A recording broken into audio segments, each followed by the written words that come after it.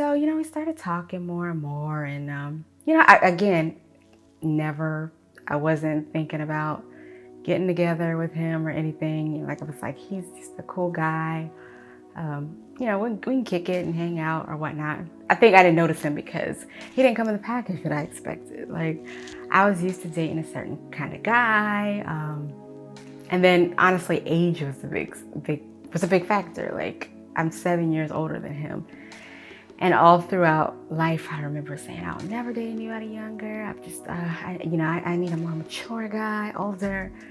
And so I never did. I never dated anybody younger. So I think that was the biggest thing, the biggest reason why he wasn't on my radar. I mean, he was attractive. I found him attractive. I didn't think, that was an issue. That wasn't an issue. But I think I just kind of shot him down in my mind because of the age thing. So finally, he asked me for my number and I gave it to him. So we talked kind of back and forth for a little bit. But he was always really persistent. Like, he really did pursue me, and I wasn't used to that. I was used to kind of always being in limbo with guys and never knowing like what they really were up to or their true intentions.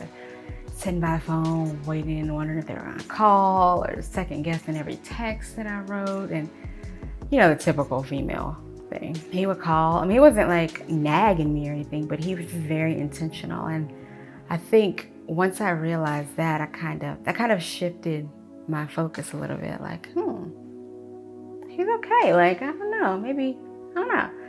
But I still didn't come around for a long time. My friends on him for a long time.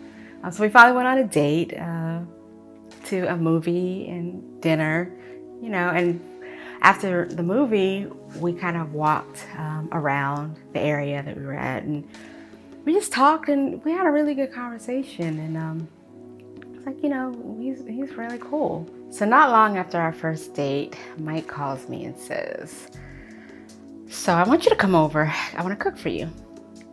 I was like, okay, sounds cool. So get over to his place and he cooks me chicken Alfredo. I think I undercooked the chicken. If I could go back, I would have cooked the chicken better because I didn't realize how great of a cook she was. So anyway, I'm gonna mention that to her, see if she remembers that. But after we ate dinner, we just had a long talk. We talked for a long time, sharing with each other, what God's doing in our lives, what we like, what we don't like, just having a good conversation with each other. We just started talking about some pretty serious things, what we were, our life experiences and dating, and what the kind of success or failures we've had, in past relationships and whatnot. And I don't know, at that point I started like really feeling like, okay, I think there's something here. And I remember one of the things she mentioned was how she was supposed to be moving, and God, that didn't happen. It fell through, and she was just wondering, like, why God, like, what's happening here? Like, like, were you actually telling me to move, or was that my own thinking? Of course, the doubt and fear that creeps in by the enemy. But I remember the whole time when she was saying that, I just kept thinking, I'm like, I know why. I know exactly why. And I don't know, at that point I started like really feeling like, okay, I think there's something here. I still wasn't sure. I still had a lot of reservations because not only was he much younger than me, we were in two different places as for like career. I was more established in my career, financially, and I really struggled with just the thought of being with somebody that wasn't as far along, I guess, in life experiences I was. And I really struggle with that. So I think that definitely was the biggest reason why I kind of took things slow with him. And then I also was being more strategic about dating.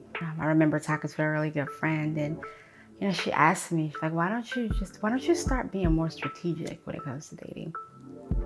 And I kind of struggled with that because I felt like, well, isn't that like playing games? And she's like, no, you can't look at it that way. You have to give somebody an opportunity to show you who they are. Like, you have to give them opportunity to let you know like how interested and how intentional they are about you.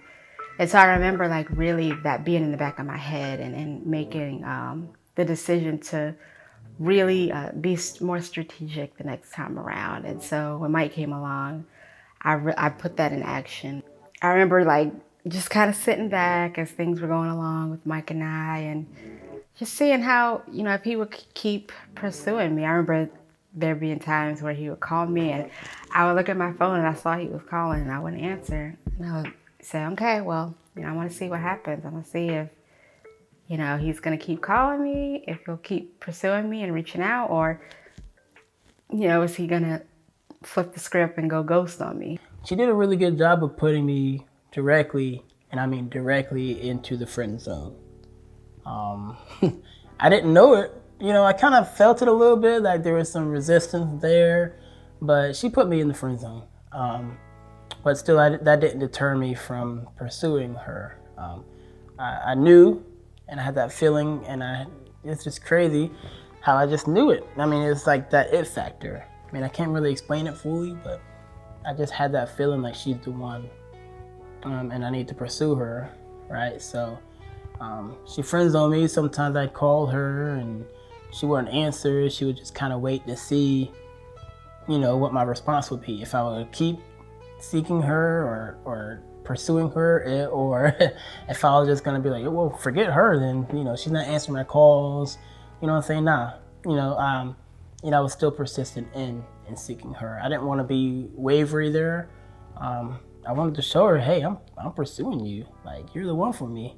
The thing that really struck me with him is, even in the times when I wouldn't answer my phone or I would be slow to return texts, it was like he didn't even know. I mean, I'm sure he did know, but it was no different. Like, when I did return the phone call or text, he was just as happy and carefree. He never asked me, hey, why didn't you return my call, or why didn't you text me back?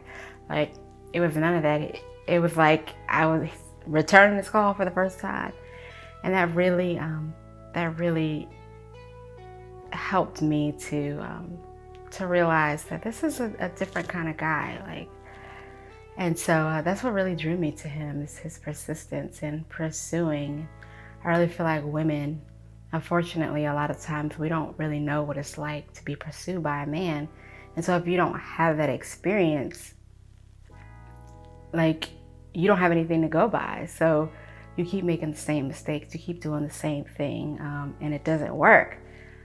And so I think with Mike, I knew from that point on, I remember thinking, like, it doesn't matter what happens. Like, if this doesn't work out between him and I know that I will never deal with the things that I dealt with in the past. I know what it's like to be pursued by a man now. And I know what that looks like. So I will never, deal with the kind of treatment that I dealt with in the past. And I remember people telling me that, but it's like, until you have that experience, you can't really understand what it's like. I remember people telling me, like, when a man is interested, you'll know, he won't give you any reason to doubt. And I remember hearing that and be like, yeah, but I never had that experience. So for me, it's like, well, sometimes, well, maybe he's just busy, or maybe, he's at work. And I would make all these excuses up for why, somebody was doing something or not doing something, because I didn't know any better. I knew, like, I had the knowledge of it, but I didn't have experience with it. And so when Mike came along, and, just the way that he treated me, it really helped me to understand that I deserve to be treated a certain way, and the right man will do that. He will make it known that he is intentional about pursuing me, and he's serious about a relationship. When you know without a shadow of a doubt, you just go for it. I mean, you know you're gonna win in that. You know it's what God has for you, so you just go for it. So I kept seeking her and pursuing her, and trying to be more intentional about that. And God just kept paving the way. And eventually, I got out of that friend zone, and things got serious. I was seeking marriage, and so I started praying to God. Hey, God, like, this is really what I want. I feel like this is what you have for me. God was just showing me constantly, consistently that yes, I honor this. Like, this is right. This is what I want for you. Like, go for it. And so I kept going for it. Even at times where both of us might have had a little bit of doubt here or there, and God was just like, go for it. Yeah, this is it. And so I didn't give up in that, and none of us did, and it was just great. So Mike and I have been dating for a few months, maybe like two or 3 months at this point, and I still wasn't exactly sure about how I felt about him. I know I liked him, and I know I loved the way that he treated me, but I think I just couldn't get past my expectations of what I thought the man that I was going to marry would look like, the package that he would come in. And so I struggled with that for a long time, and I remember I kept praying about it, and it was like God was right there. He was right there, still guiding me through it. And that, I think, is the biggest reason why I just kept continuing to go with the flow in the relationship. It's funny because I remember there would be times where I would say in my head, like, okay, this is done. Like, I'm not moving forward with this. It's just not like, this is not what I was expecting. It's not the kind of person that I was expecting. It's so different. But at the same time, I still left the room. I still allowed God to do what He wanted to do in the process. Even in the times where I would make up in my head, like, okay, this is good, this is it. I'm not gonna move forward with this. We're gonna be friends, and that's it. Like, I would even make up things, crazy stuff, like, oh, well, he ain't called me back yet, so I'm not gonna move forward with this, or he's just gonna be friend. We're just gonna be friends. And it was like every time I tried to make up an excuse as to why I couldn't continue like dating, my God would always he would move through him, or he would say something and it'd be like, oh man, wow, okay, well maybe I should keep going forward. And it's like he just kept surprising me. He was just like a present that just, you open it up and just we're pulling things out of the box, and I kept pulling more and more and more things out, and it was like it was bottomless. His character was just so like unparalleled. Like, it was amazing. It was beautiful to see the kind of person he was in his heart, and just how he really taught me how to just like dream again. Like, my personality, I'm very administrative. I'm very organized. Not quite type A, but I'm a planner. And I really typically think in the more realistic. And when he came along, it's like he just taught me how to just dream. Like, okay, yeah, it's okay to want to do things, that are outside of the ordinary. Like, believe in it, go for it. Like, no, it's not what you see every day. Like, but why can't you do it? And I really love that about him. Like, he is such a dreamer. I was drawn to just like this quiet confidence that he has. Like, he's not the person that has to be seen or has to be heard all the time. If he has something to say, he'll say it. If not, he won't. But he's just very genuine. He's not fake at all. And I really appreciate that, because I'm very much the same way. I think we work well together, and we mesh together in that way. And so the whole process of dating was it was very eye-opening in a lot of ways. So in the time of dating her and moving towards marriage and that desire, God began to reveal things to me, things about myself. Like I was looking in the mirror that I didn't have any idea that was existing there, and He began to tell me, hey, you got to stop this, you got to remove that, you got to be intentional here, you got to make better plans, you got to become a better planner, you got to show her these things. You got to show that you're capable of these things, right? Even though we're dating, it's not over yet. Like that, this is just the beginning, just the tip of the iceberg. There's so much more meat into it all. There's so much more there that I have to do in preparing myself. I think the biggest thing as far as advice goes that I got was when it came time for me to propose, and I felt like it was time. I was trying to figure out what was the best point and moment to propose, and I was back and forth between 50 million different ideas, right? Like creative ideas, like basic ideas, but that were sweet and genuine. So many ideas, I'm telling you, like, my mom was going crazy for a while there, just trying to figure it out exactly what time, what day, like how to set it up, what that's going to look like. And I believe the thing I came down to that really hit home for me was being just genuine, being more straightforward. I think it was a surprise to her a little bit, but it was in a very simple way. And at the end of the day, I just wanted to show her, hey, like, let's do this. Like, I'm for real about this. I didn't want to create a super big showing. I wanted to just be myself in it. I didn't want to be somebody else. I wanted to just be myself in proposing. And that's the biggest advice that I got. Hey, you could try all these things, but at the end of the day, be you.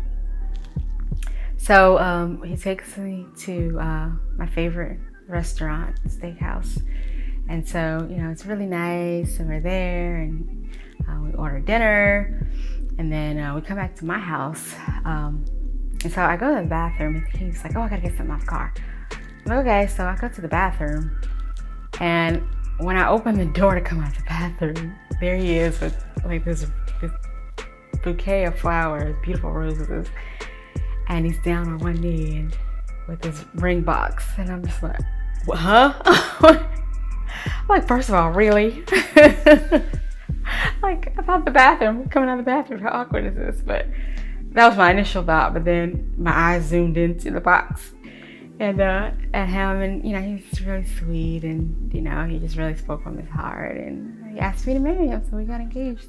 Man, I tell you what, when it came to being engaged, that was a tough time.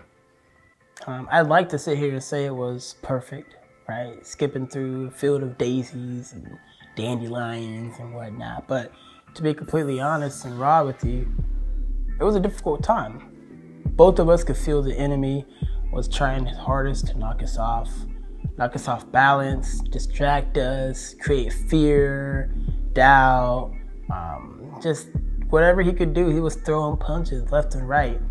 And so I believe both of us understood that we have to be spiritually equipped and just intentional and on guard. So it's very important. Don't get comfortable.